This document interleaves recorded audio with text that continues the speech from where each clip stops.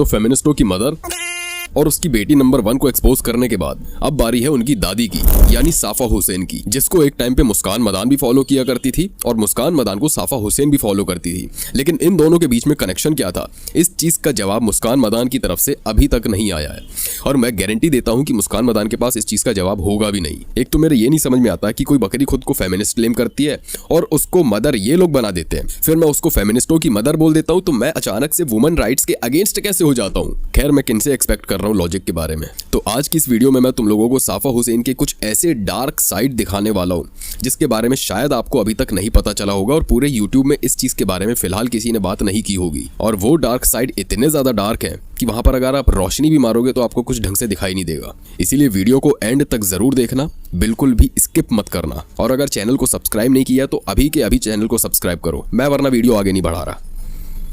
मत करो, नहीं बढ़ाऊंगा मैं। अरे कर दे मेरे लाल। तो शुरू करते कि साफा हुसैन है कौन। अगर आप साफा हुसैन के बारे में या फिर उसके पेजेस के बारे में पहले से जानते हो तो आपको एक चीज पता होगी कि अगर साफा हुसैन को सिर्फ एक लाइन में, सिर्फ 2 वर्ड्स में अगर डिफाइन करना चाहे तो वो होगा मैन हेटर। क्योंकि इसके जितने भी पेजेस हैं और जितनी भी इसकी आईडीज हैं, आप इनकी आईडीज में अगर आप जाओगे तो आपको सारी की सारी सिर्फ ऐसी पोस्ट देखने को मिलेंगी जहां पर ये सिर्फ और सिर्फ मर्दों को हेट कर रही है। इतना ज़्यादा हेट करती है, इतना ज़्यादा हेट करती है कि ये कब मैन जेनोसाइड तक पहुंच जाती है इसको खुद को पता नहीं चलता। Evil wombs. Your mothers were probably maritally raped. I'm sorry, that's the truth.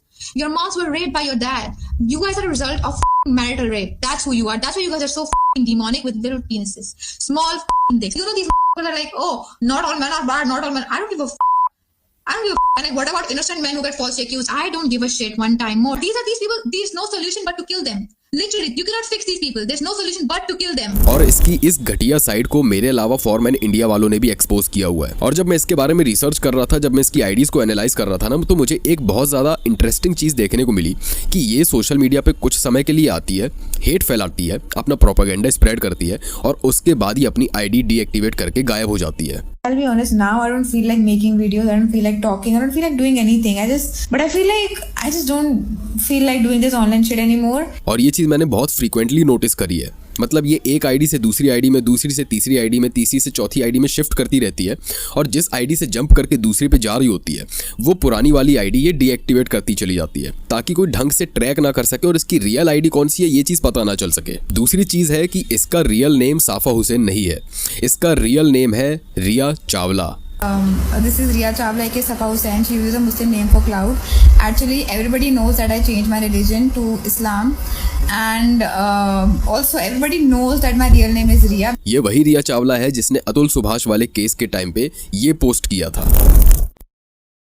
इसके साथ ही ये मर्दों को इतना ज्यादा हेट करती है कि ये मर्दों को स्पर्म डिस्पेंसर बुलाती है। इमेजिन करो कि सोशल मीडिया के ऊपर आपके अलावा आपके परिवार के बहुत सारे लोग एग्जिस्ट कर रहे हैं, अलग अलग अपनी आईडीज बनाकर अलग अलग लोगों को फॉलो करते हैं। सबकी अपनी पसंद होती है, सबकी अपनी फ्रीडम होती है कि वो कैसा कंटेंट देखना चाहता है वो देख सकता है। फिलहाल उस चीज़ के ऊपर गवर्नमेंट ने कोई रेस्ट्रिक्शंस नहीं लगाई और हम भी एज अ पेरेंट होने के नाते, मैं खुद को पेरेंट नहीं बोल रहा हूँ, लेकिन एज अ पेरेंट होने के नाते पेरेंट्स भी अपने बच्चों का उतना ज़्यादा ध्यान नहीं रखते कि वो सोशल मीडिया के ऊपर किसको फॉलो कर रहे हैं, कैसा कंटेंट देख रहे हैं। रिसेंटली अभी मेरे एक दोस्त के साथ ऐसा हुआ था, मैं उसका नाम नहीं लूँगा, यहाँ पर रिवील नहीं करूँगा ऑब्वियसली सिक्योरिटी रीजंस की वजह से। उसकी छोटी बहन, उसने इंस्टाग्राम अकाउंट बनाया हुआ था और मुझे नहीं पता कि वो कहाँ से रील्स वगैरह एक्सप्लोर करते करते इसके रील्स सेक्शन में पहुंच गई। उसकी फीड में साफा हुसैन की एक रील पहुंच गई जिसमें वो एज ऑलवेज ब्रेन वॉश करने का काम कर रही थी, अपने एक्शंस के कॉन्सिक्वेंसेस सामने वाले के ऊपर डालने के लिए। तो यूं ही जब वो एक रील देख रही थी तो मेरे दोस्त की उसके ऊपर नजर पड़ी कि ये कौन सी रील देख रही, किसकी रील देख रही। तो उसने जब फोन लिया और उसकी प्रोफाइल चेक करी तो उसको पता चला कि ये साफा हुसैन है और मेरा दोस्त साफा हुसैन के बारे में जानता था मेरी वीडियोस के थ्रू। तो मैंने जब वो पेज एक्सप्लोर किया कि वो पेज किसका है तो वो साफा हुसैन का कोई ओरिजिनल पेज नहीं था, वो कोई और पेज था जो साफा हुसैन की रील को आगे प्रमोट कर रहा था। अब इमेजिन करो कि जैसे मेरे दोस्त की बहन के पास वो रील पहुंची, ऐसे ना जाने कितनी लड़कियों के पास साफा हुसैन की रील पहुंचती होगी जिसमें वो अपनी रील में सिर्फ और सिर्फ मर्दों को हेट करना सिखाती है, सिर्फ और सिर्फ मर्दों को हेट करना। जो इंसान सोशल मीडिया पे ओपनली बैठकर मैन जेनोसाइड को प्रमोट कर सकती है, उसका सोशल मीडिया के ऊपर एग्जिस्ट करना कितना ज्यादा डेंजरस है हमारे यूथ के लिए, हमारे देश के बहुत सारे बच्चों के लिए जो जिनको इतना ज्यादा नॉलेज नहीं है कि वो किसको फॉलो कर रहे हैं, किसको देख रहे हैं, सामने जो कंटेंट बना रहा है वो कितना मैच्योर है, कितना नहीं है, वो जो बोल रहा है उसकी बातों में कितनी सच्चाई है, कितना लॉजिक है, कितनी मैच्योर बातें हैं। अब जिनको इन सब चीज़ों का नॉलेज नहीं है, उन बच्चों के दिमाग पे क्या असर पड़ेगा इस चीज़ का आप अंदाज़ा भी नहीं लगा सकते। यहाँ तक कि जितनी भी वुमन क्रिमिनल्स हैं, जैसे निकिता सिंघानिया, मुस्कान नहीं, मदान वाली नहीं, और जितने भी अभी रीसेंट केसेस हुए हैं, उन सबको वो हीरो बोलती है। इनफैक्ट हिंदू देवियों की कुछ इस तरीके से वो मजाक भी बनाती है। और इसमें सरप्राइज करने वाली बात यह है कि ऐसे इंसान के ऊपर फिलहाल अभी तक कोई एक्शन लिया नहीं जा सका है, ना ही इसकी आईडी ट्रैक की जा सकी है कि ये है कौन। जब सामने शक्ल दिखा रही है, जब सामने वो दिख रहा है कि क्या चीज़ें स्प्रेड कर रही है सोशल मीडिया पे, तो इसके ऊपर अभी तक कोई एक्शन कैसे नहीं हुआ, मैं तो इस चीज़ को सोचकर बहुत ज़्यादा सरप्राइज्ड हूँ। और ऐसे इंसान को मुस्कान मदान ने क्यों फॉलो किया था, इस चीज़ का जवाब भी जानना, इस सवाल का जवाब मिलना बहुत ज़्यादा इम्पॉर्टेंट है। क्योंकि एक ऐसा क्रिएटर जिसके ऑलमोस्ट 3 लाख फॉलोअर्स हैं, वो किसी ऐसे इतने बड़े मैन हेटर क्रिएटर को कैसे फॉलो कर सकती है। इनफैक्ट ये खुद उसकी प्रोफाइल में जाकर इंटरेक्ट करती है और इस चीज़ के ऊपर भी कोई ऑब्जेक्शन देखने को नहीं मिलता। मैं आपको स्क्रीनशॉट्स दिखाता हूँ। इसने आज तक जितने भी हेट फैलाई थी, मैंने उस चीज़ का डेटा बनाकर रखा था। 1.5 से 2 GB का डेटा था। वो लिंक शायद एक्सपायर हो गई है, मैं उसको ट्राई कर रहा हूँ रिकवर करने के लिए। जैसे ही वो रिकवर हो जाती है, मैं तुम लोगों को कम्युनिटी पोस्ट के थ्रू अपडेट कर दूंगा। उस डेटा के अंदर इतने सारे सबूत हैं और इतने डार्क, इतने मैं बता भी नहीं सकता। मैं हो सकता है अगर अभी यूट्यूब वीडियो पे बताऊं तो हो सकता है ये वीडियो मेरी डिमोनेटाइज हो जाए। उस डेटा में ऐसी इंस्टाग्राम स्टोरीज के स्क्रीनशॉट्स हैं जिसमें इसने कभी स्टोरी लगाकर ये कहा था कि हर वुमन को प्रेगनेंसी के टाइम पे चेक कराना चाहिए कि वो बेबी मेल है या फीमेल, और अगर वो मेल हो तो आप समझ जाओ। और ऐसी सोच के पीछे ये रीज़न देती है कि इतने समय से औरतों के साथ ऐसा होता आया है, तो अब मर्द भी यही सेम चीज़ डिजर्व करते हैं।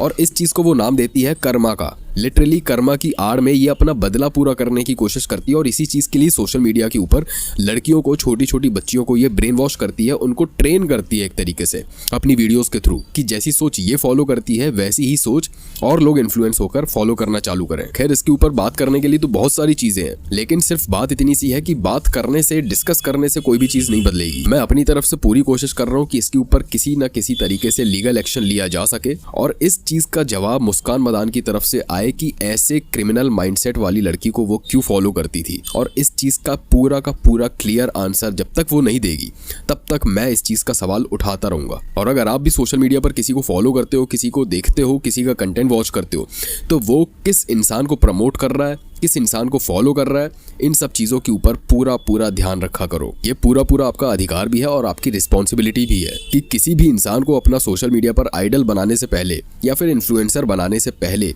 ये चीज़ देख लो कि वो उसके लायक है या नहीं। खैर, बाकी वीडियो पसंद आई हो तो वीडियो को शेयर कर देना, नहीं पसंद आई हो तो भी शेयर कर देना।